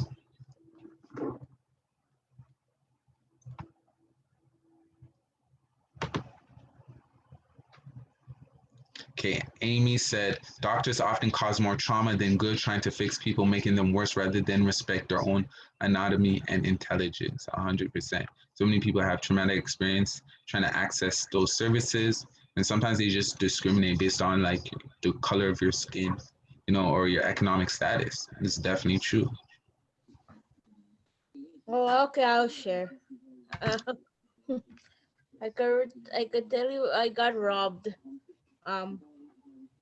2018. Right. I was going yeah, I was going to the bank. So it was like winter and it was cold and just all of a sudden it happened. Somebody was following me at the back. I was paying, my whole focus was on like just focusing straight, right? Right. Just somebody just came behind me and cut my bag and everything and just run with it. Wow. Yeah. And I was also cut too. So I had to go hospital or whatever, and to get back all the stuff was like, yeah, stressful. My keys and everything. And um but with my support with my social worker, I got through it like slowly because she would call and check in with me. Yeah. Amazing. Yeah. And also I took it actually, I with my case, I think you can, yeah, you can think like something like you can file your report, but it takes a long process. That's the only stressful part. And you get back some money. Yeah. But I mean, still the pain is there. 100%. So how did you cope? The way you cope was speaking to your social worker. Yeah. And I went to the doctor and just speaking with people. Right. I also wrote it down, not just like I just reflected in Right. a way that like, for myself. But I can't I can't find the story now. I can't, maybe I put it somewhere. But yeah, that's the way in a way I cope. It's just like letting it out. Yeah. I know people cope different ways, right? Mhm. So Yeah. that I- kind of helped me. Go ahead. Continue. I said that helped me, like, just like relieve everything. Exactly. Yeah, release everything. Yeah. Awesome. Thanks for sharing, Nadia. Khalil, I know that notice that Amy has her hands up. Okay, perfect. So thank you for sharing that. Amy, what's your question? Amy, you're speaking, but you're currently muted. Oh, okay. Hi, Amy here. Yeah, I think at the time when I lived in Vancouver, I had this cat that I loved, Ivan, and I lost him. Someone stole my cat, and they phoned me. Said, "We have your cat. He has fleas," and he didn't have fleas. I'm like, "What? My cat doesn't have fleas. You're not taking care of him." And it brought up stuff. I'm not a mother, but I'm a woman, and I know what it's like to be a mother. I'm a nurturer, and that was really upsetting. It was like a part of me was stolen, and other things like that have happened too. But yeah, it just, when something's taken from you like that, it's like a piece of your soul is taken from you. Definitely. And how did you cope? Well, I just negotiated with him and got the cat back. Everyone loved Ivan and wanted, like, I didn't deserve the cat. Everyone loved Ivan. And I thought, oh yeah, they just want the cat, but I got him back. I was pretty protective over him, but yeah, he was a great cat. He was an outdoor cat. I let my cats outdoors, and he wandered off. So yeah, so Thank you very much for sharing, Amy. yeah. I'm just looking at time. We move on to the next slide, if you don't mind. Thank you. Thank you everyone for sharing that. So just gonna quickly share on a path to self-growth. So a lot of people think about, personal growth as a straight line, that they're gonna make progress step by step and it's all gonna happen in their own timing. And I want people to look at the right picture and letting you know that sometimes it's a uphill and downhill curve, like it's like a roller coaster. Sometimes you're gonna feel amazing, you're making progress, and sometimes you're not. And I want you guys to really trust the process, trust, the growth that you're gonna make within you. This is a marathon and definitely not a race. Like it's going to take time. Sometimes it's going to take 1 year. Sometimes it's going to take 5 years. And everybody, goes through their healing at their own time and at their own pace. So I want you to take time to just really be kind to yourself, love yourself, forgive yourself through any circumstance or situations, because you are not your traumas, you are not your mistakes, and you're not your failures. So I want to quickly go through a few coping tips. And I think, there was a question before, it's like, yo, how do I help myself or how do I help others when dealing with trauma? And coping is basically how we reduce stress or any uneasiness. It's a way that we are able to manage what we're going through. Sometimes we'll never get over our traumas, right? Some people deal with it forever. So how can I move and operate in life to my full capacity? So the first one is relaxation techniques. So I'm just going to go over it quickly due to time. Yoga, visualization, meditation, prayer, journaling. So please take notes. You also can access social supports, which you can speak to a close family friend, somebody you trust, talk to a mentor, church groups, colleagues, or classmates. You can also seek professional help, like speaking to a therapist, a life coach, a doctor, a nurse, or mental health specialist. A big one that I do is I have weekly sessions with a therapist, and I speak to him every week just to take care of my mental well-being. Also, a physical exercise. Whenever you do movement, it really helps with your mental health, which you can take long walks, running, lift weights, play sports, or dance. So I just want to hear from one person, like, what is one thing that you do? What is one thing that you do to cope?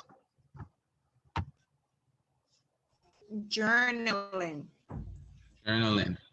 Awesome. So what do you journal? Do you journal about your day? I journal like every night, like my thoughts and like how my progress is going. Mm-hmm. And then I have like a reflection moment. I also do yoga and I exercise, but journaling is like one of the main part where, like, because that's like my silent time, right, where I can just reflect. So yeah, that's how I cope with stuff. 100%. Thank you for sharing Because that. I'm actually I have pica, and I have pica really bad. If you guys are familiar with, I don't think a lot of people know what pica is, but it's where you eat strange stuff. So you crave paint or wood, or so I've tried to take my mind away from that, and I focus only on the ice. So I have a serious ice craving. So when my coping skills around that is like I have to go and journal, or I'm an author, but I have to just go and start journaling. I journal in the night just to calm me down. So those are some of my coping skills that I use. Okay, perfect. Awesome. One of the big things when helping someone is if you don't know what to do, provide resources to professional help. Having to speak to someone because everybody's situation is different. And sometimes it's so complex that not even you can possibly help them. So the first thing that I would personally do is, connect with different organizations that offer free therapy sessions, right? If you do your research, I'm definitely, sure you will find one. So they can start with that. In order in seeking help. And I believe your therapist will definitely give you other, suggestions and coping tips when it comes to, relaxation, social supports, and physical exercise. Hopefully that answer your question. So there is a few activities that I want us to do. I think we're just going to do one of them due to time. So I want us to, just practice some deep breathing because breathing is a great way for us to regulate, how we think, how we feel, how we act. It helps us to stay calm, to relax, and to de-stress from things that we're going through. So I just ask you to just follow along quickly. So, if you could just sit up in your seat, roll your shoulders back. I ask you to just close your eyes, and we're gonna take 5 deep breaths. Okay, so breathe in, breathe out.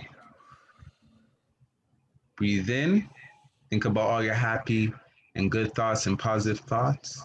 Breathe out, release all the negative energy, anything that's not serving you. Breathe in, count to 1, 2, breathe out. Feel your body relaxing. Breathe in, breathe out. Breathe in one more time. Breathe out. Now open your eyes. Maybe in a group chat. Maybe in a group chat. Maybe Sorry about that. Yeah, thank you. Hold on one sec. So just group chat, could we just quickly write down how we felt after that exercise? Apologies. How did you feel? One word to describe how you felt. Calm, safe, for sure. Okay, Beryl? Now, I'm just saying, could we go back to the affirmations? Because I know Lee wanted some ways to, to cope. So I just think that might be helpful if if you go back to the affirmations. Okay, perfect. And I'm able to share that with people because Mercedes and I were able to go through the PowerPoint to just give our feedback. So I know the affirmations is there. So I would just think you might be helpful to Lee, especially if Lee could read it. Lee, do you want to read?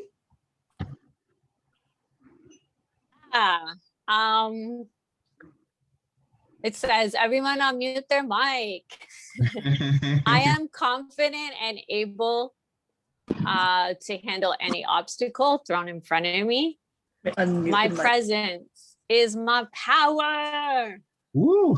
I am superior to negative thoughts and low actions. I treat others with respect and appreciate individuality. I have the power to create positive change in my community. Woo! Amazing. How did that feel, Lee? It felt really good. There's only one part where I was like, do I believe this? Which one? It was, I am superior. Like I think if it weren't the word superior, like I feel like I'm not superior to my negative thoughts and low actions, but I feel like I am, like I can overpower them. 100%. yeah, but I don't feel superior to them. I feel like, okay, that's okay, that's a part of me too. Mm-hmm. Okay. Thank you for sharing that. I just want to quickly share that positive affirmations is a great way for you to change how you're thinking and how you're feeling inside. Your words are powerful, and the words you say is the house you live in. So anytime you want to change the way you feel in any circumstance or any situations, using powerful positive affirmations is a great tool. It has really changed, my life and, how I operate and show up in the world. Martin Luther King said, if you don't stand for something, you fall for anything. So, it's a great way for you to declare and say what you want to see, what you want to feel, what you want to experience, because our words are power. They are energy. They create things. So thank you for doing that amazing exercise, Lee. I appreciate it. Any questions on No, positive? thank you. That was You're welcome. So I'm going to get into a quick quote. I'm going to read it out myself. Grief is the last act of love we can give to those we love. Where there is deep grief, there was great love. So grief is, it happens when you love that person, when you care about that person, that person is important to you. So whenever you grieve, it's not a negative thing. It's actually a positive thing. It shows that you really, have a special spot for that person that has transitioned, who has passed away.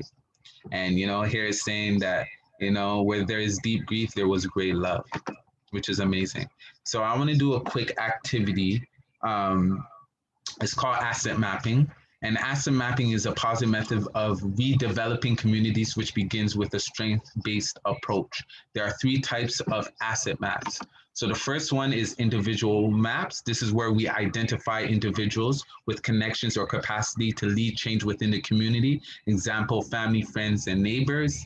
Citizen associated maps is where we identify platforms for civic engagement and participation. Housing boards, youth groups, and clubs are examples of that. And institution maps identify public institutions within the community, examples, schools, libraries, and hospitals. So our goal is to identify the resources that are present in the Parkdale community and focus on the problem-solving abilities of neighborhoods residents. So I want to start with the first one. And you can use the group chat to write your answer. So maybe you can identify which individuals or connections or capacity to lead change within the community. And, you can write that in the group chat. A great example for me in this situation is his name is France. He works at Missouri Community Center. And I remember when I wanted to start this journey of running workshops, I went up to him and I said, hey, I want to start workshops. And he really showed me the way I can start doing that and how I can put it together and who to reach out to start getting paid for the work that I do. So, he was a great tool and resource. And, this led me to doing the work of, running mental wellness workshop. When I look back at it, if I didn't start that journey, I probably wouldn't be able to do, some of the work that I'm doing. So I'm really grateful that I can reach out to individuals, friends, and people that are in the community that can help and support me. Anyone wants to give example, write in the group chat.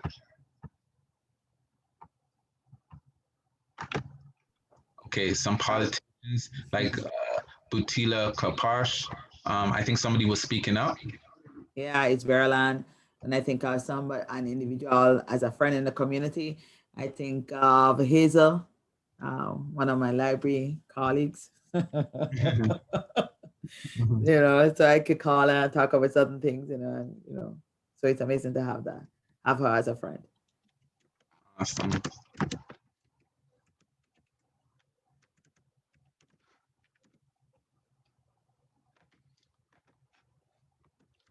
Anyone wants to add to that?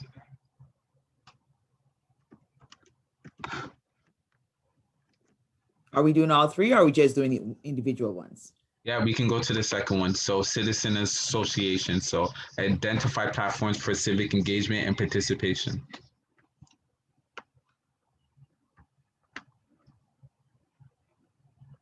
When I think, I don't know if it's a housing board, but I think of Parkdale Organizer, that there's a great organization that I know residents in Parkdale could turn to get help with when they have housing issues with their landlords. That's a great source, right? People are facing eviction, they don't know the laws, they don't know the policies. There is a resource that they can go to speak and get that help and support. So 100%. Just look in the group chat. Okay. Oh, your workshops, Khalil, amazing. Thank you so much for sharing that. Definitely. And when I think of the libraries, I know Miranda is there. She's an awesome source at the library to turn to. I mean, I know many times, I see people, overdose at the library, and she's the head librarian, and where she is, managing people as well as staff in the space because somebody, overdosed and they call the ambulance, to help them. So she's definitely somebody I would reach out to if I see someone, maybe let's say outside the library is hurt or something like that. She's one person I know I would run to get help for that person. Exactly. There's someone that you can connect with that can help people, when it comes to harm reduction.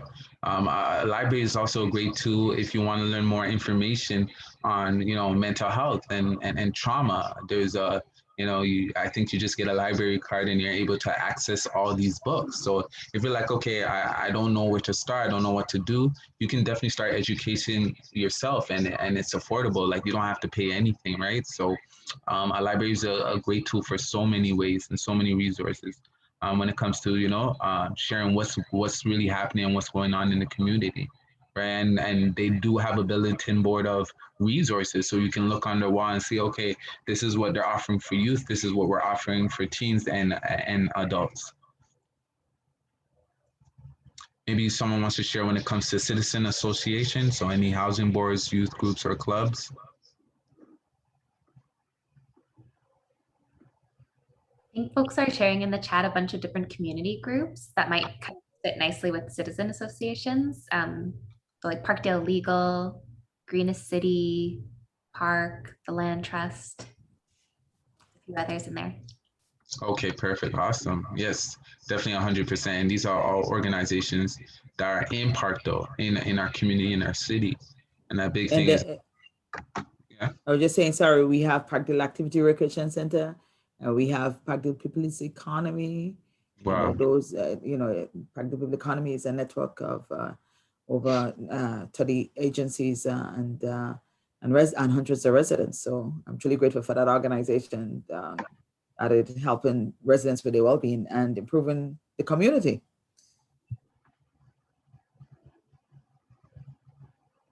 Okay, so Amy said also mindfulness practice community, also called MPC, and there is another one called Kabibian Center. There's Parkdale Project Read, definitely. So one of the things that I noticed, in our community, there's so many resources, but a lot of times we haven't heard about it, we don't know about it, and sometimes people are isolated, they're to themselves, they don't know what's going on. So one of the things that I really want us to think about is, how can we get these resources to people? How can we let people know? Because if you don't know about it, you can't take advantage of it. And I think this is what's happening to so many people. People are suffering in silence. They don't know what they don't know what they don't know, and that's what kind of puts them in the situation or position that they're in. So I want to thank everybody for really sharing that, and definitely 100%. Lee, you said a women's leadership group, which is a great resource to helping so many people when it comes to offering programs, sorts and services and resources and educational content. Yes, tell them about it word of mouth. So I want to get into that next part. I want you to think about, so we're not going to answer these questions. You're just going to, really reflect and think about it. What has been happening that we would like to see more of?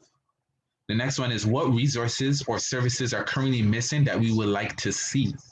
And what values would need to be practiced in these spaces? So I really want you to just think about that when you're deciding to offer value and services in the community. Right? I really want you guys to think about it, and who do you need to connect with? What do you need to connect with? Where do you need to go? And how do you bring all those things and encompass all of them and bring them together so, people can be better supported in the community? because we know we can't do it in silos. We can't do it alone. But together we are strong. Together we can, support the needs of the community in a very holistic way. So I really want you to think, about it and then collect those resources. So we're going to share some of the next steps, because I think it's super important that we have all this information. We know about it. What do we do? Like, what's next? What do we do? So I just want to quickly share some actionable steps to create a community circle. How can we bring others together, right? Because a lot of times, we face traumatic experience, negative experience with other people, so we don't want to deal with people. So how can we build that gap of distrust and say, hey, we're all the same. We all have common issues. We all have common concerns. How can we bring your skills, your experience, your background, your knowledge and information, into this group? Because someone may need to hear from you. And maybe what are what space can I create for people to feel safe, to open up, to share and talk about what's really going on? So the first thing is the WhatsApp, Telegram, or Facebook group. We all have a cell phone, some of us may have a cell phone. I can't really speak for everybody, but we can create a group, a space that we can talk and share. People that have common, concerns, people that have common issues. We can also do regular phone call check-ins, because some people are triggered. They can be in a group chat. All those alerts could be a trigger and could cause a lot of anxiety for them. So, there may be people who said, no, I'm not comfortable with doing that. How can we check up on that? Because, that one phone call, that one text can make a big difference in someone's life. It can really stop someone from really, having suicidal ideations and possibly taking their life away. You can make a difference in someone's life just asking them, how are you doing? How are you feeling? And it creates, opportunity to have discussions and have people open up and really share. Also weekly Zoom meetings where you can come together as a community. I have a group where, I have a group of us, come and share and talk. And the first thing that I do is I say, how are you doing? How are you feeling? So I'm doing a check-in to see where everybody's at and see how I can support them to the best ability. And also, I think, offering programs and resources like the Mutual Aid of Parkdale and the Women's Leadership Group. These are programs that we need. Not everybody's going to come to it. Not everybody's interested, but, people who can, access it, will benefit from it 100%. And, and we just want to, give a platform where, people can, choose to get the help because it's there. It's a choice, right? Not everybody's going to want to choose that. Cherie said also these spaces can be used to celebrate as well, birthdays, daily successes, and etc. 100%, making people feel good, making people feel special, making people feel loved, cared about, safe. Like this is for you to create that space, and making sure you have, common agreements, ground rules to make sure that you're respecting each other's boundaries, that you guys maintain the trust within each other, and to just be mindful that you're dealing with people who are traumatized, and having that trauma-informed approach when working with the community is really going to help you with dealing with people, and it will, motivate you to have the patience, because it's definitely not easy, right? So I just wanted to share, these are some of the next steps that you guys can use. I think creating a community circle will be very helpful in causing that change of community healing. So I just want one word in the group chat to describe this workshop session today. One word to describe how you're feeling. One thing that you're thinking in your mind, one thing that you're feeling in your heart before we close. This workshop for me was, very refreshing in a sense where I got the opportunity to hear from so many people and have people share their experiences and what's going on. I don't always get the opportunity to speak to people from my community, in a group like this. So it's always refreshing to hear, from different people, their experiences, their story, what's been going on. So it's really refreshing to hear that. So one person saying gratitude. We had one person saying on a hopeful, enlightening, brilliantly enlightening, motivated. Tongue twister right there.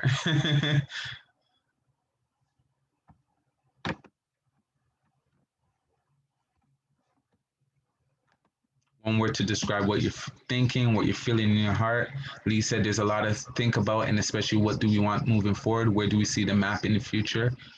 Inspired, engaging, amazing. And that's one thing that I wanted in the workshop. I wanted it to be engaging.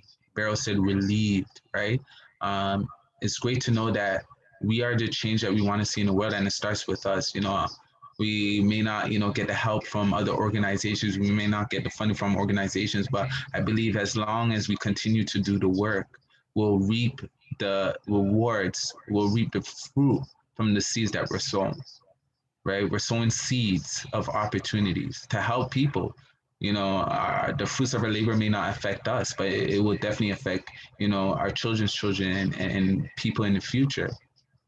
So I'm really excited about community healing and taking those next steps. I know in the future, we're going to discuss and talk about how we can start implementing those things. How can we really expand on asset mapping? How we can, really, move in our community and take those resources and make it, accessible to so many people. Just bringing it to a bigger scale, right? Amy said person-centered learning, encourage. 100%. Thank you so much. So I just want to end off with this. Thank you, everyone, so much for just interacting, engaging with me. This was very informative. I really wanted to be a space for people to talk, to share. And, I really loved how we can come together like this. If you want to see more of my work and what I do, you can go on my social media platform at Khalil Dorival. Also, if you want to see more of, my workshops and the breakdown of it, you can visit my website, www.khalildorival.com. So I want to thank Mutual Aid and the Women's Leadership Group for this wonderful opportunity. And I want to end off with any questions based on the workshop, what you learned, and what you experienced today.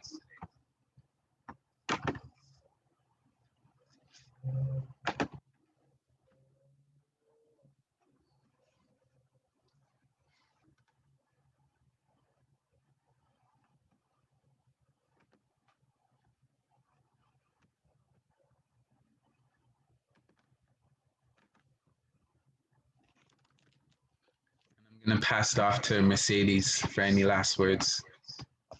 Amazing. Thank you so much, Khalil. I hope you're seeing all of the amazing congratulations happening in the chat. Folks are like, you are such an amazing resource and support and wanting to know what's next. I've been getting lots of the questions around what's next. So sadly, this is the final session in our Parkdale Community Safety Workshop series, but that doesn't mean that it's the end of this work. And before we go into some of the big next steps, I just want to extend such deep gratitude to all the folks who've been diligently organizing in the background, bringing these workshops to you every single week for the past 2 months. Notably, especially Beryl Ann, you've been such a fantastic leader guiding us through this. I can't thank you enough, let alone to create someone as amazing as Khalil, but also to be bringing this kind of space to life. So thank you so much. To the folks from the Women's Leadership Group, I think Rosalie had to jump off, but Rosalie was here earlier, an amazing, fighter. She's still here. She's still here. She's listening to you. Oh, say kind words. I'm just joking. Oh yeah, I see her name now. There she is. Rose, there you are. Thank you so much. Guys. Thank you for everything. Today we're missing a few of the leaders from the Women's Leadership Group. Ida, who was one of our co-hosts, Karen Ko, who also was one of our co-hosts, and also to the folks from Mutual Aid Parkdale, who brought this together, and especially the Community Safety Committee. So huge thanks to Rachel, who's been our note taker almost every workshop. Huge thanks to Lee, to Bernadette, to Nadia. Yeah, so thank you all so much. And also, of course, a big thanks to Anthony as well, who's a student placement with the Parkdale People's Economy, bringing all this work together. We're just going to run through a couple big next step pieces, just so folks know kind of what to anticipate next. So I'm just going to share screen one last time before we close. And I know we're at 8, so if you have to jump off, we understand. But namely, if you want to continue to stay involved in this work, please do get a hold of us. You can either connect with us directly over email or just go to the link I'm about to post in the chat here, which is in terms of how to get involved with Mutual Aid Parkdale. Notably, the Community Safety Committee is a group that was meeting normally on about a weekly basis to bring these workshops together, and probably will still continue to meet now that the workshop series has completed. So that's a great space to really keep these conversations alive and to think about how to bring, you know, if a circle is something that what we want to create, that could be a great first step into building that together. Or of course, if people just take the knowledge from today and start their own circles within their own communities, you know, the beauty of this work is that, you know, you can kind of get started in these ways on your own as well. So huge learnings from this too. But yeah, once again, please just check out that site and you'll see how to get involved. Earlier at the very beginning, when we were talking about some of the challenges being faced in the community, we did talk about issues of homelessness and specifically the encampments. And so I just wanted to draw everyone's attention to this toolkit that was put together by the Encampment Support Network. They're especially looking for people to take action before April 6th, which is when the city has issued a series of essentially eviction notices to people living in parks. And the threat of criminalization and of fines against people who continue to stay in encampments. So they've put together this toolkit to be able to reach out to City Council, to reach out to the mayor, and to continue to voice support for our community members who do not currently have access to housing, but are still just as much of a neighbor as anyone else. So please show your support that way. And another thing we just wanted to share in terms of ways to continue to stay involved is the Parkdale People's Economy has been doing community planning work in the neighborhood for many years now. And this year specifically, we're re-engaging in a brand new planning process. And so to help us get this on the ground, we're hoping for folks to be able to volunteer, as well as if you have the time and capacity, we are looking for applicants to join planning committee as well. This would be a group that meets on a weekly basis, really to guide the visions of the planning process. So especially when we were thinking about how we ended today's call, thinking about, you know, what do we want to see in the neighborhood? What are the different types of resources and steps to get there? And what kinds of values? Who would be leading this? How would it be moving forward? These are all the questions we're going to hopefully be engaging, continuing out throughout the rest of the year. So I just wanted to plug that as well, and I'm putting it here in the chat. So sorry, Mercedes. Go for it, please. I want to let people know there's an honorarium. They'll be getting an honorarium for the time. Yes, if you can join the planning committee, we're trying to offer honorariums for each meeting that you would be attending. So it would be monthly meetings. So if you go into that document, it shares with you all of the details of it. But yeah, we do want to be compensating people's time if they're joining that committee. So yeah, once again, please, I know Jen mentioned the feedback form. I'm going to share it again one last time, just so you remember to offer your feedback. We're going to be taking all of this to help build out those new visions and next steps of where we go. Berlin, anything else you want to add before we close? Or Bernadette, one thing I should say, because we keep forgetting to do this and we do want to thank it. Workshop series was able to come together because we did receive funding through Recipe for Community, which was offered between the City of Toronto and the Toronto Foundation. So a big thanks to our funders for making this whole series possible as well. If folks want, please feel free to unmute yourselves and say good night. Thank you everyone for being here tonight. Have a wonderful evening. Thank you. It was really good. Bye. Yeah. Thank you everyone for all your hard work, and thanks Khalil for your amazing presentation. We really appreciate you. Thank you everybody for being You're here. one We'll of see us, you next Khalil. Monday. Way to go, Parkdale. Yay, Parkdale. This is one of the best workshops I've attended. Thank you. Oh! Thank you. Thank you, Khalil. It was thank you, thank wonderful you. meeting all of you, and this was a one. I couldn't have spent my evening in a better way. Aw. Take care, everyone. Thank Okay, you. bye-bye, everyone. Thanks, Night, everyone. night. Good A night. reminder, if you check out the website, we have all the recordings from our past workshops. We'll post this one. Yeah. Hi, Nadia. Bye, thank Thank you. you, everyone, so much. Yes. Bye, Night, night. everyone. Have a good one. Bye, Khalil.